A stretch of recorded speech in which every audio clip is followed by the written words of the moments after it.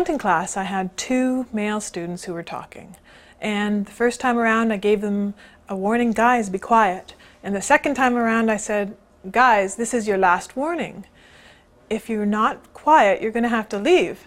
And within 20 seconds, they spoke again, and I said, okay, you guys are gone, and we'll see you on Tuesday. There's got to be a better way to respectfully dismiss disruptive students. Well, if somebody's being really disruptive in the context of a class, and I still have a fair amount of class time to go, at the beginning of each semester, I usually tell them what I'll typically do when I have that kind of a situation arise in class. And usually I'll stop talking and I'll look just at them until I can catch their attention.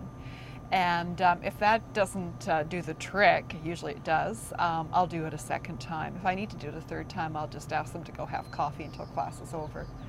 And again, sometimes I'll call on them to come and see me afterwards and just tell them what exactly the problem is and why I can't continue to teach while they're doing what they're doing.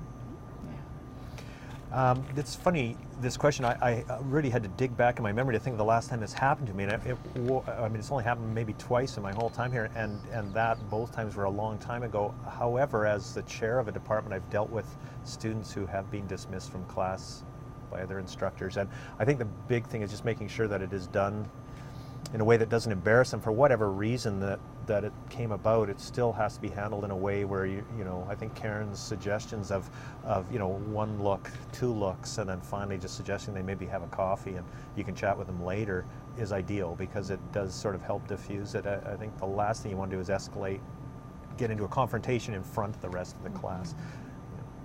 I've never done that, so I don't know. Yeah. Okay. Sure. All yours are disrespectful. That's right. Yeah. This is, for me, this has only happened 2 or 3 times, that's all. And but I would approach it as though you would approach any kind of constructive discipline approach. You know, let people know what the standards are, what they're expected to do in the class, and if there's some violation like this, somebody who's mildly disruptive, let's say, then you just try and turn it around.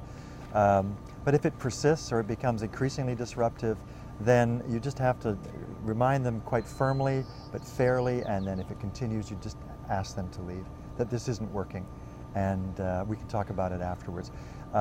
If it's towards the end of a class, you might finish the class and then just take them aside afterwards and explain that their behavior is not acceptable.